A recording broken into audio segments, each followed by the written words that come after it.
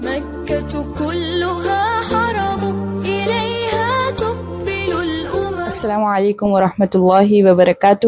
اہلا وسہلا مرحبا. انا بنت صبتر خان. انشاءاللہ آج ہم ایسی صفت پر بات کرنے جا رہے ہیں جو ایک مومن کی زندگی میں بڑا کردار ادا کرتی ہے، اور وہ ہے صبر اور برداشت کرنا. آپ صلی اللہ علیہ وسلم کی حدیث مبارکہ ہے جو ہمارے دلوں کو ایمان کی روشنی سے منور کرتی ہے اور صبر اور شکر کی عظمت کو ہمارے دلوں میں واضح کرتی ہے. بسم اللہ الرحمن الرحیم. اللہم صلی علی نور الانوار وسر الاسرار وتریاک الاغیار ومفتاح باب اليسار سیدنا محمد المختار وآلہ الاطہار واصحابہ الاخیار عدد نعم اللہ وافضالہ صلی اللہ علیہ وسلم. وقال النبی صلی اللہ علیہ وسلم اجما لامر المؤمن ان امره كله له خیر وليس ذاك لاحد الا لمؤمن ان اصابته سراء شکر فكان خيرا له وان اصابته ضراء صبر فكان خيرا له. آپ صلی اللہ علیہ وسلم نے فرمایا مومن کا معاملہ بھی عجیب ہے، ہر کام میں اس کے لیے بھلائی ہے، اور یہ بات کسی اور کے لیے نہیں ہے، صرف مومن کے لیے ہے. اگر اسے خوشی پہنچتی ہے تو وہ شکر ادا کرتا ہے اور اس میں اس کے لیے بھلائی ہے، اور اگر اسے تکلیف پہنچتی ہے تو وہ اس پر صبر کرتا ہے، اس میں بھی اس کے لیے بھلائی ہے. سبحان اللہ. اس حدیث شریف کو غور سے دیکھنے سے یہ پتہ چلتا ہے کہ اس میں دو باتوں کی ترغیب دی گئی ہے.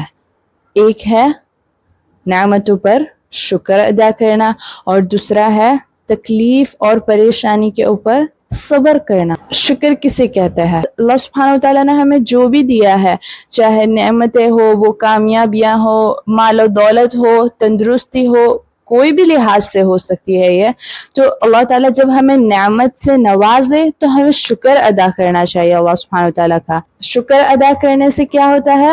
ہمیں اللہ سبحانہ وتعالیٰ کا قرب نصیب ہوتا ہے، اور ساتھ ہی ساتھ کیا انعام رکھا ہے اللہ نے؟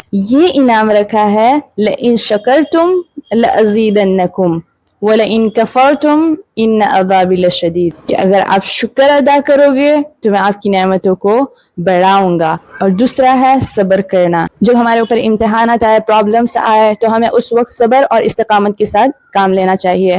صبر اور استقامت رکھنے سے اللہ سبحانہ تعالیٰ کی رضا حاصل ہوتی ہے. جس طریقے سے شکر ادا کرنے سے اللہ تعالیٰ ہماری نعمتوں کو بڑھاتے ہیں اور اللہ تعالیٰ کی رضا حاصل ہوتی ہے، اسی طریقے سے جب ہم صبر کرتے ہیں تب بھی ہمیں اللہ تعالیٰ کی رضا حاصل ہوتی ہے.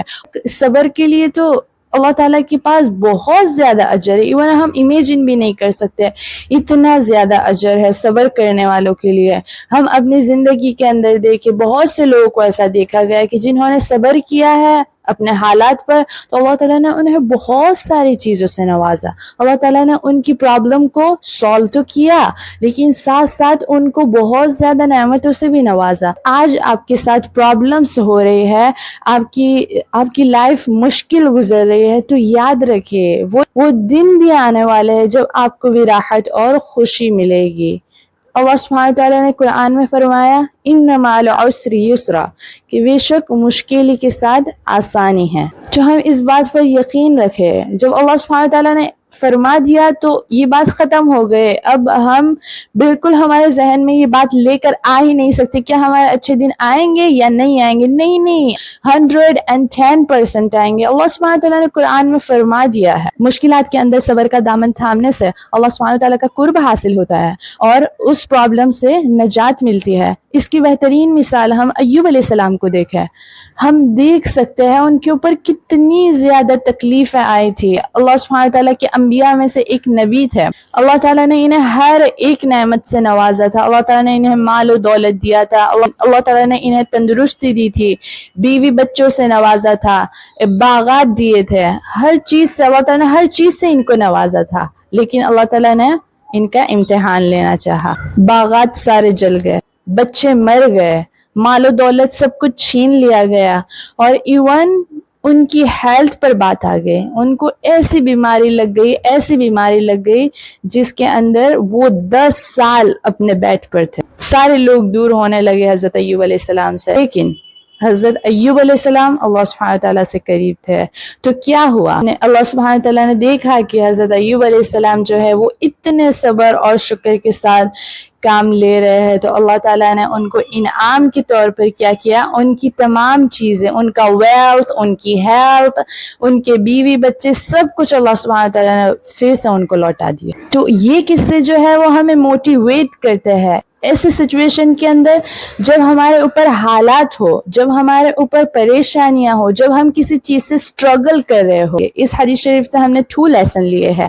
جب اللہ تعالیٰ کی طرف سے نعمت ملے تو ہم اس کے اوپر خوب شکر ادا کریں، اور جب مشکلات اور ٹرائلز آئے تو ہم اس کے اوپر صبر کا دامن اختیار کریں۔ ایک اور بات جو سمجھنے کی ضرورت ہے وہ یہ ہے کہ چاہے ہمیں اپنی آنکھوں سے نظر آئے کہ یہ چیز صحیح نہیں ہو رہی ہے، لیکن یقین جانیں واللہ جو بھی ہو رہا ہے ہماری لائف کے اندر اس میں 110% خیر ہے۔ چاہے ہمیں اپنی آنکھوں سے نظر آ رہا ہے کہ اس میں خیر نہیں ہے، لیکن یہ بات یاد رکھے کہ ہمارے پاس ظاہر کا علم ہے، ہم ظاہر کو دیکھ سکتے ہیں، کہ ظاہر کو دیکھ کر ہم جج کر سکتے ہیں کہ یہ صحیح نہیں ہوا، ایسا نہیں ہونا چاہیے تھا، ابھی اس وقت یہ کرنا چاہیے، لیکن اللہ تعالیٰ کے پاس ظاہر اور باطن دونوں کا علم ہے۔ تو جب وہ ہمارے لیے فیصلے لے رہا ہے تو یقین جانیں کہ اللہ تعالیٰ کے فیصلے کبھی ہمارے لیے شر نہیں ہو سکتے، وہ 110% وہ پازیٹیو ہی ہوں گے، چاہے ابھی ہمیں نظر آ رہا ہے۔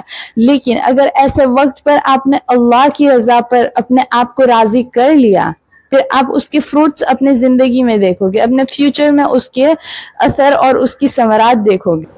تو مومن کا ہر ایک کام جو ہے وہ خیر پر مبنی ہوتا ہے، اس میں اللہ تعالیٰ کی طرف سے خیر ہی خیر ہوتی ہے۔ ہم میں سے بہت سے لوگ کیا کرتے ہیں، جب پریشانی آتی ہے تو ہم یہ دعا کرتے ہیں اللہ مجھے صبر دے۔ یا ایھا الناس، واللہ اگر آپ کہو گے اللہ مجھے صبر دے تو آپ کو صبر کرنے کے لیے مشکلات کا سامنا کرنا ہوگا، تو آپ اس دعا کے بدلے یہ کیوں نہیں کہہ رہے ہیں کہ یا اللہ میرے لیے آسانی کے راستے کھول دے۔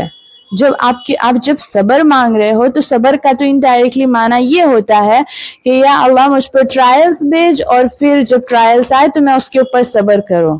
انسٹیڈ آف اٹ ہم کیوں نہیں مانگ رہے کہ یا اللہ پریشانیوں کے اندر آسانی کے راستے کھول دے۔ تو آج سے ہم انشاءاللہ اپنی دعاؤں میں بھی تھوڑی تبدیل کریں، ہم اللہ سے صبر نہ مانگے، ہم اللہ سے کہیں کہ یا اللہ پریشانی آئے تب اس وقت آپ میرے لیے آسانی کے دروازے کھول دیجیے گا۔ May Allah accept us. May Allah grant us the tawfiq to make amal on it. Wa akhiru da'wana and alhamdulillahi rabbil alameen. Ma'as salam.